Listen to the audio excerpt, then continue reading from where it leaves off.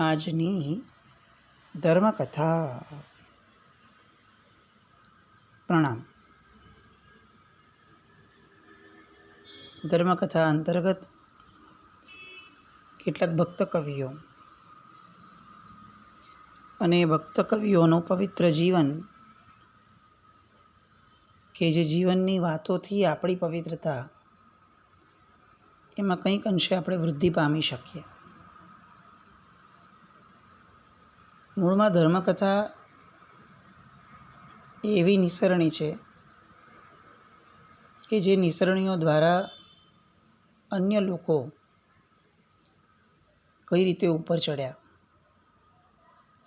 પોતાના જીવનમાં ઉર્ધ્વગમન કઈ રીતે એ લોકોએ કર્યું, એ જોતાં જોતાં એવી કંઈક નિસરણી આપણા જીવનમાં પણ પ્રગટે,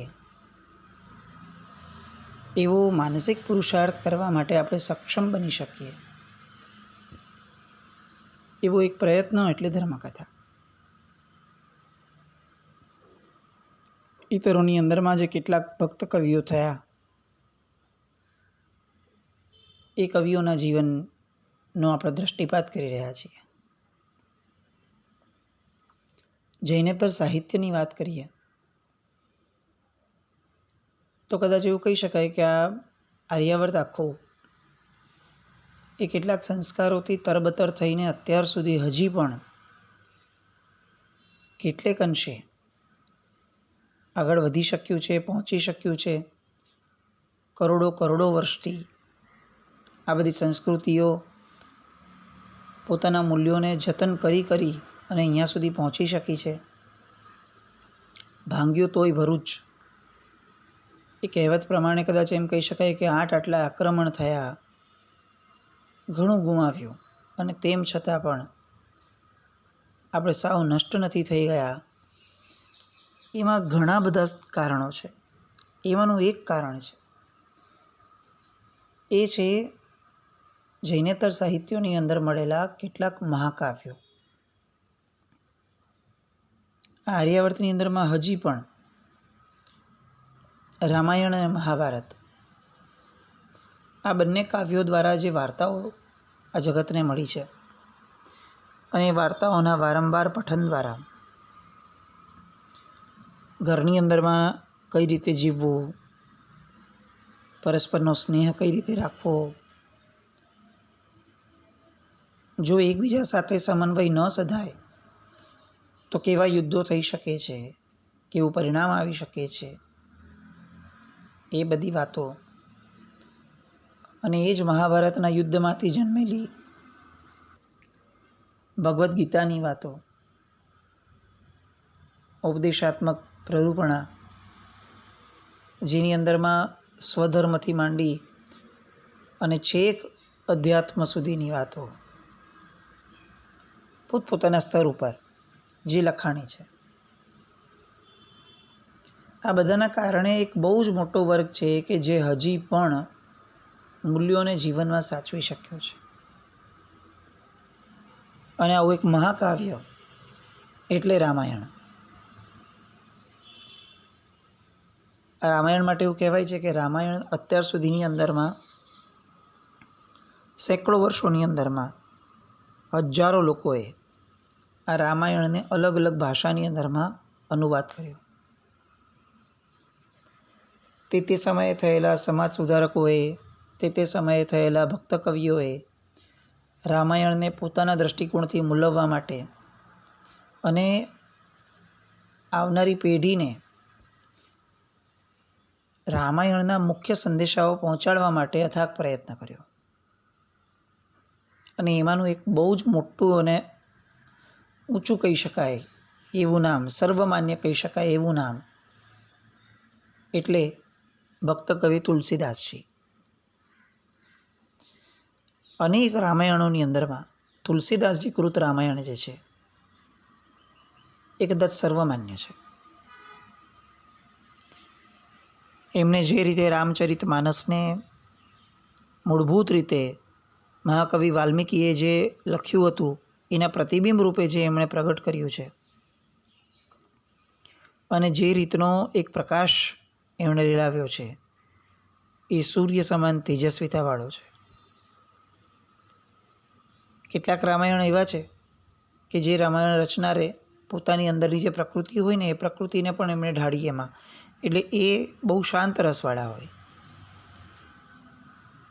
પણ આ તુલસીદાસજી કૃત રામાયણ જે છે એ અનેક રસોને સાથે લઈને ચાલવાવાળું રામાયણ છે. અને એટલે એવું કહી શકાય કે લોકોના અતિ પ્રિય જે કાવ્યો બન્યા એમાંથી આ એક કાવ્ય તુલસીદાસજી કૃત રામચરિતમાનસ બની શક્યું. આ તુલસીદાસજી જે સહજ શબ્દના ધારક હતા, જેમને કશાય પ્રયત્ન વિના જે વાણી એમની નીકળતી, જે સરસ્વતી એમના હાથ દ્વારા વહેતી, એ કોઈને પણ આશ્ચર્ય પમાડી દેવી હતી. પણ આશ્ચર્ય એ નથી કે એમણે રામાયણ રચ્યું, આશ્ચર્ય એ છે કે એમના જીવનની અંદરમાં જે ઘટનાઓ બની એ ઘટનાઓમાં જે રીતે વળાંકો આવ્યા, કેટલાક ટર્ન છે ને એ નાના હોય ને કેટલાક એકદમ યુટર્ન હોય. તુલસીદાસજીના જીવનમાં યુટર્ન ઘણા છે. આજે આપણે યુટર્નની વાત એ જોવાનો પ્રયત્ન કરવો છે. સંવત 1554 ફાગણ માસની 7મી તિથિએ પ્રયાગ પાસેના રાજપુર નામના ગામની અંદરમાં આત્મારામ દુબે નામના બ્રાહ્મણના ઘરે તુલસીદાસજીનો જન્મ થયો. આપણે જેને અતિ પવિત્ર ગણીએ છીએ એ વ્યક્તિઓના જીવન જ્યારે જીવંત હતા ને ત્યારે એટલા પવિત્ર લોકોએ નહોતા માન્યા. આ તુલસીદાસજી જ્યારે જન્મ્યા ત્યારે 32 દાંત સાથે લઈને જન્મ્યા હતા. અને એ અત્યંત અપશુકન્યાળ ગણાયો. એટલી હદ સુધીનું કે જન્મતા વેત જ એમના પરિવારે આ 32 દાંત જોયા અને આ શિશુનો ત્યાં ત્યાગ કરી દીધો. કેટલાક પુણ્ય લઈને પણ એવું આવ્યા હોય.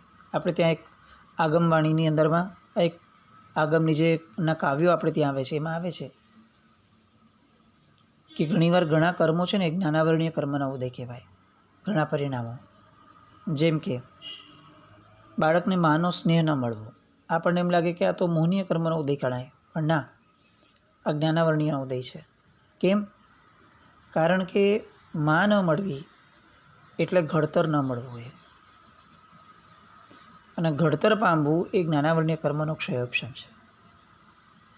આગમની આશાતના, જ્ઞાનની આશાતના વડે શું શું થઈ શકે, ખાલી તોતળો ને બોબડો થઈ શકાય એવું નહીં, એવા ભવ મળે કે જેમાં માં ન હોય. આવી સ્પષ્ટ વાતો આપણે ત્યાં આગમના જે કાવ્યો છે એની અંદરમાં આવેલી છે. તુલસીદાસજીના જીવનમાં એ ગજબનાક એવો કર્મનો ઉદય થયો કે જન્મતા વેત પરિવારે તો એમનો ત્યાગ્યો, પણ એમની સગી માં જે જનેતાએ એમને જન્મ આપ્યો હતો એ આમને જન્મ આપતા વેત જ મૃત્યુને પામી. પરિવારની ઘૃણા એટલી બધી પ્રગટી એમની માટે, કોઈનું મોઢું જોવા તૈયાર નહીં. ત્યાં ને ત્યાં મૂકી અને પરિવાર એ રવાના થઈ ગયો. બાળકનું કરવાનું શું? ગમે તેવું ભાગ્ય લઈને આવ્યું હોય ને બાળક, તો પણ ક્યાંક એક આશાનું કિરણ ઈશ્વર આપતો હોય છે. એ પરિવારની જે નોકરાણી હતી એ નોકરાણીને દયા આવી. બાળકને આમ કઈ રીતે રાખી શકાય? પોતે બાળક વિહોણી હતી એટલે એ બાળકને લઈને નીકળી પડી. 6 વર્ષ સુધી એને બાળકની સાર સંભાળ કરી. એનું નામ પાડ્યું તુલસીદાસ. પ્રકૃતિ દેવીની લીલા અપરંપાર છે. દરેક સૂર્યોદય એ જેમ સૂર્યાસ્તને ફોલો કરે છે એવી રીતે દરેક સૂર્યાસ્ત પછી પણ એક સૂર્યોદય આવે જ છે. જેમ ઋતુઓ બદલાતી રહે છે એમ પુણ્યો પણ બદલાતા રહે છે. આ તુલસીદાસ બાળપણથી જે જન્મ્યા અને આ નોકરાણી જે લઈને નીકળી ઘરની, એને હવે એક રામચંદ્રજીનું જે મંદિર હતું, ભગવાન રામચંદ્રજીનું, એ મંદિરની અંદરમાં નોકરી શરૂ કરી. એટલે તુલસીદાસજીનું આખું બાળપણ જે છે એ ભગવાન રામચંદ્રજીના સાનિધ્યની અંદરમાં ગયું. જે બાળક માનો ખોળો નથી પામી શક્યો, એ બાળકને ભગવાન મળ્યા સ્વયં.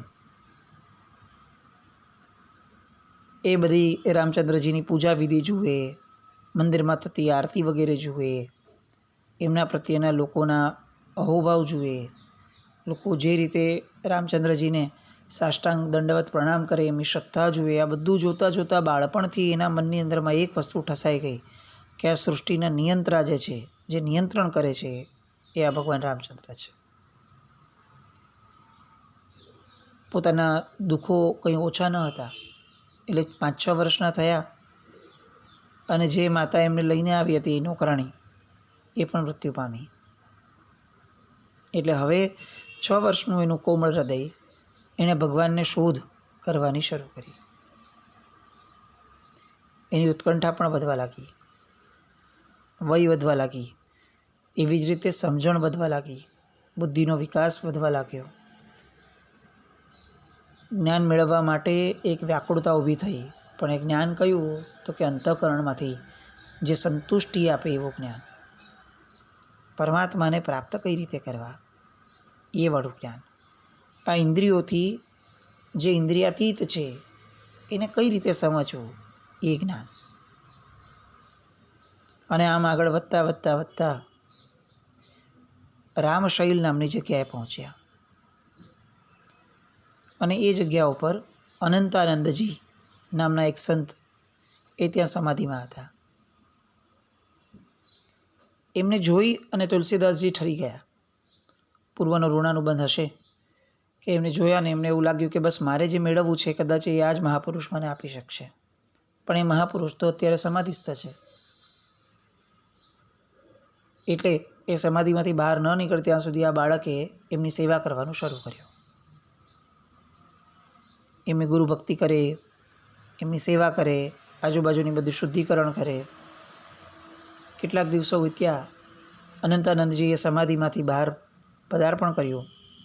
એ યુવાનને જોયો, બાળક કિશોરને, એની જ્ઞાન પીપાસા, એની પરમ તત્વને જાણવાની વ્યાકુળતા, આ બધું જોયું અને આ અનંતાનંદજી જે છે એ પ્રસન્ન થયા. એમના ઓલરેડી એક શિષ્ય હતા નરહરિનંદજી. એમણે આ તુલસીદાસને કહ્યું કે તું આ નરહરિનંદજીની પાસે રહેજે. એ નરહરિનંદજીએ કેટલોક વખત સાથે એમને રાખી અને એમને દીક્ષા આપી. શ્રી રામનો મંત્ર આપ્યો અને દીક્ષા પછીનું નામ, સંન્યાસ પછીનું નામ રામ બોલા આ રાખ્યું. અને એમને રામાયણનું અધ્યયન શરૂ કરાવડાવ્યું.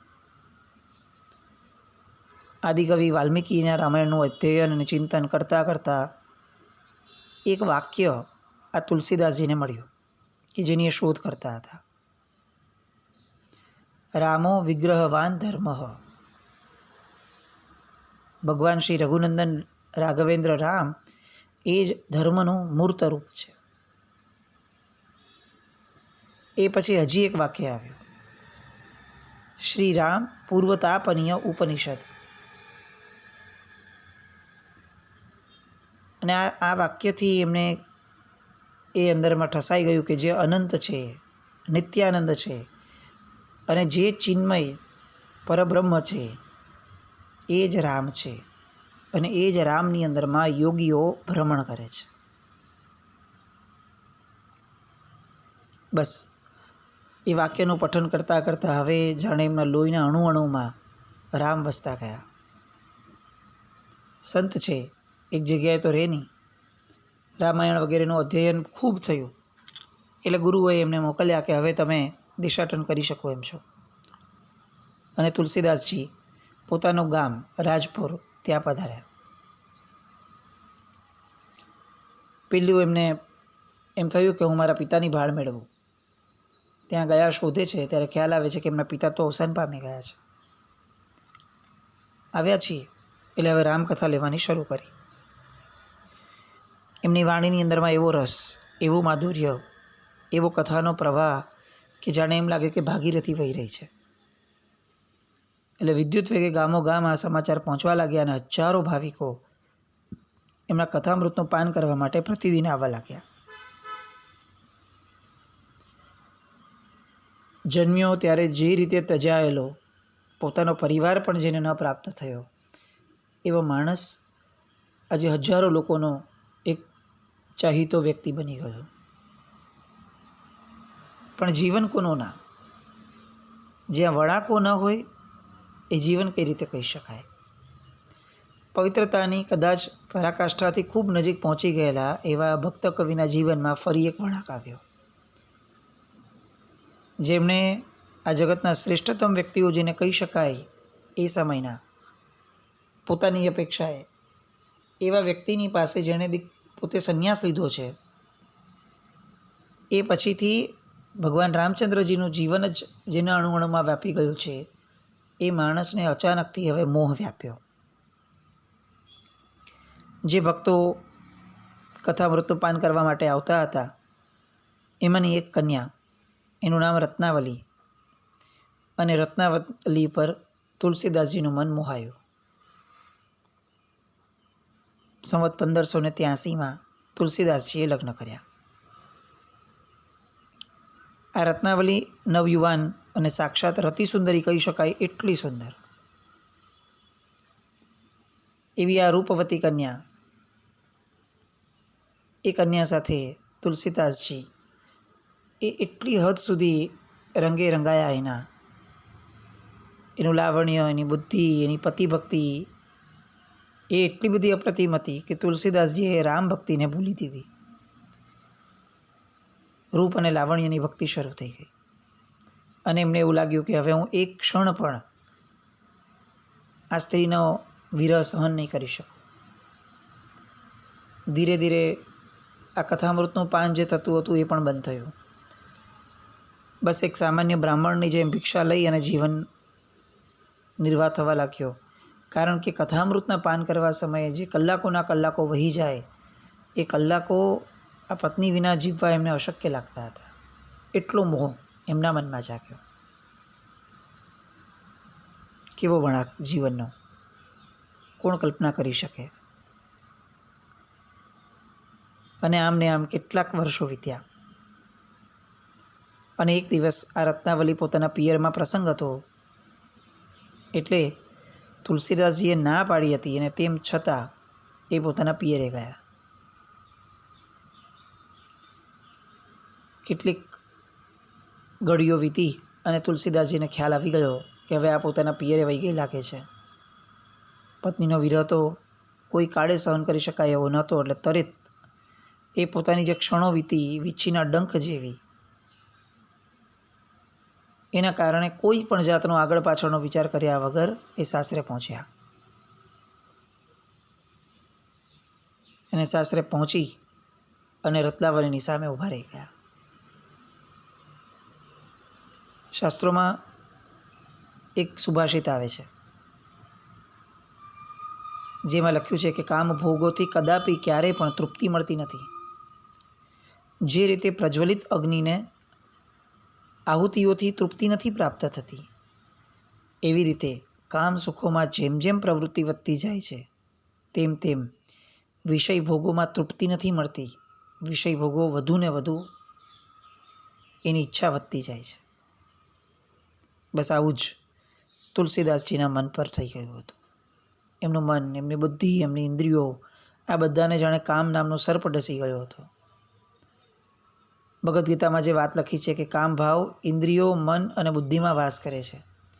આ ત્રણેય સ્થાનોમાં રહેલ કામ એ મનુષ્યના જ્ઞાનને આચ્છાદિત કરી અને એને મોહિત કરી અને સંભ્રમિત કરી દે છે. બસ એક્ઝેક્ટ આ જ ઘટના આ તુલસીદાસજીના જીવનમાં થઈ. આપણે અત્યારે કલ્પના કરીએ કે જે તુલસીદાસજીનું નામ લેતા અનેક લોકો જીવનમાંથી પોતાના મોહને ઓછા કરે છે, એ તુલસીદાસજીનું જીવન એ આવું કેવું એ થઈ ગયું હશે, કેવા મોહિત થયા હશે, કેવો કર્મનો ઉદય હશે, અને કઈ રીતે જીવ પોતે ભ્રાંતિની અંદરમાં સપડાતો જાય. આવો જાગ્રત જીવ પણ એ તો પિયરમાં આવેલી રત્નાવલી પાસે ગયા અને ત્યાં જઈ અને તુલસીદાસે કામ સુખની ઈચ્છા પ્રગટ કરી.